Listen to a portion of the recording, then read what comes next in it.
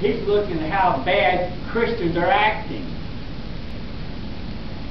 Instead of us complaining about the Congress and about city government and the President of the United States, we ought to complain how bad Christians are acting and living and behaving and not doing what they should.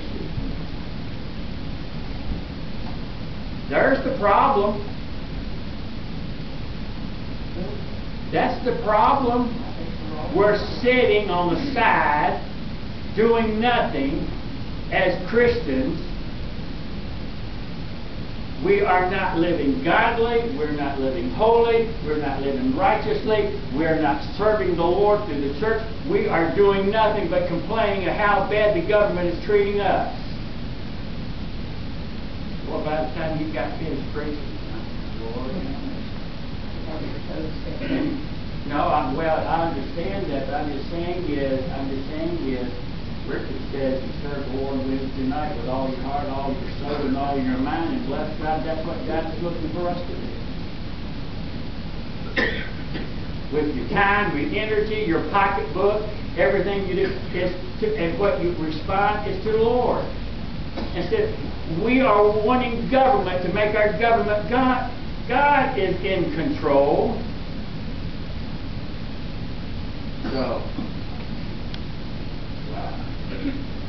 So as we look at the topic of this, there's no knowledge of God. And I know what I was going to say. It's what I get when I get off target. We have a generation, 85% of the generation, the new generation, has never been in the church. We are becoming what's that word I want? Illiterate, biblically, Christians, parents, children, and grandchildren. We have got a generation of people that have never been inside the church. There is no knowledge of God. We can get people to come to church. He said if there's less people going to church now than it's ever been in the history of mankind, yet we have more churches than people. 7 churches a week are closing their doors because they can't keep it open. Because we're sitting on our sidelines doing nothing. And I was about ready to get under the seat. We don't have a knowledge of God. When you look at the text, it says, so the lack of knowledge starts in Hosea chapter 4 and verse 2. By swearing and lying and killing and stealing and committing adultery, they break out and blood touches blood. From chapter 4 in verse 2 to chapter 6 in verse 3, it talks about the lack of knowledge of God's law. God doesn't ask governments to live by God's law. Well, He does, but He's asking the people that live in Israel to obey God's law. 90% of America says they're Christians, but 94% have never lived a Christian life.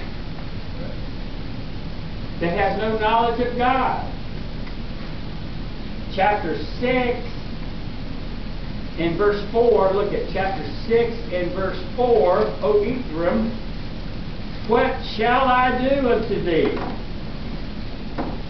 O Judah, what shall I do unto thee? For your goodness is a morning cloud, and as the earth dew, it goeth away. That's about how long your Christianity lasts with the morning dew.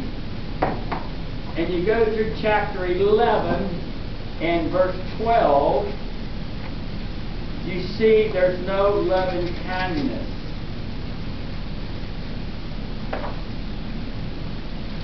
Then look at chapter 12 and verse 1. Chapter 12 and verse 1. Ephraim feedeth on wind, and followeth after the east wind. He daily increaseth lies and desolations. And they do not make a covenant with the Assyrians, and all is carried into Egypt. There is no truthfulness. Number one, the lack of knowledge of God. Number two, no loving kindness. And number three, no truthfulness. Three things that God has controversied. However, note that after each section of condemnation, there is a rosy tinted prophecy of a better day coming in mercy and grace of God. Notice, if you look at chapter 6, look at chapter 6 in verse 1. God never gives condemnation until He gives, there is, what do they say, light at the end of the rainbow?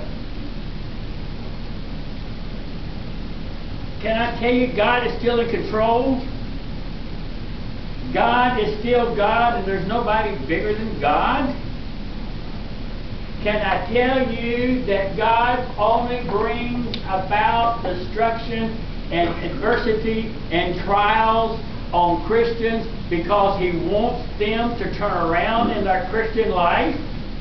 He wants them to know He is God and He will not be denied. And He gives plenty of warning.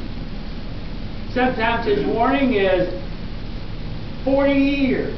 Sometimes it's 70 years. Sometimes it's 1,000 years. And sometimes it's 2,000 years. But He is going to come through being God. Notice chapter 6, verse 1. Come and let us return unto the Lord. For He hath torn, and He will heal us. He hath smitten, and He will bind us up. There is coming a day. We'll see in the book of Romans in the next hour. There is coming a day that is going to be reversed for Israel.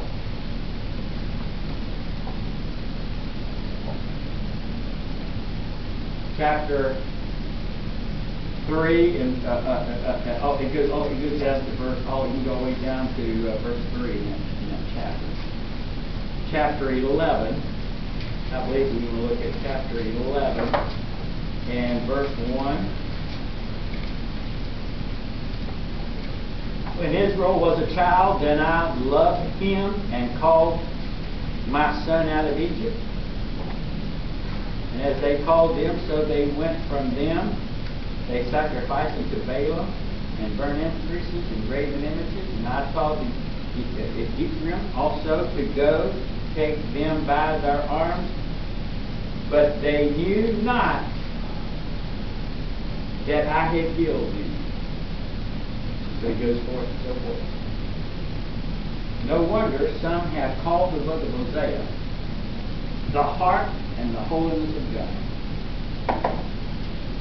and the Gospel of John in the Old Testament. The book of John, you always tell people, how can I learn to love the Lord Jesus Christ? Read the book of the Gospel of John, because it's so wonderful. Hosea is John in the Old Testament. Now let's notice, freely loving Israel.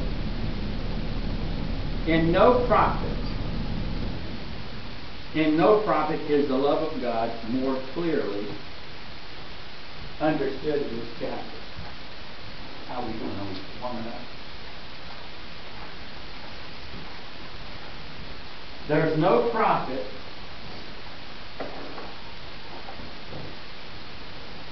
clearly illustrated in Hosea. The prophet's marital experience was the key to both his ministry and his theology. It was a picture of holiness, of God's highly standing firm, while the heart of God tenderly loved that which was utterly abhorred.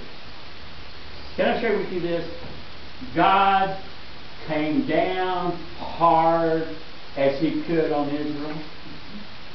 He came down so hard on Israel they never had any loving time. But He never loved anybody more than Israel.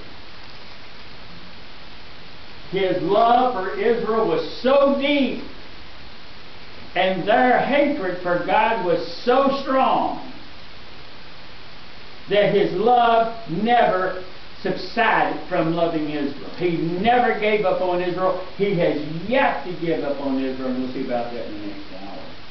Hosea bore this message of the love of God in his life as well as in his word. He had been commanded at the inception of his ministry to marry Gomer.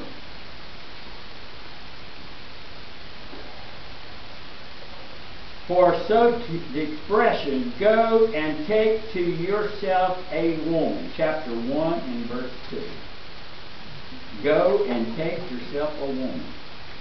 And since her name and her father's name appear to lack any specific meaning of significance in and of themselves, and since everything appears to be in strict narrative pose,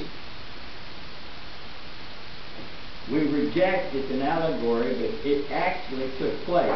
Rather, in our understanding of the context of the passage, Gomer was not a harlot when Hosea married her, just as her unborn child were not children of harlotry.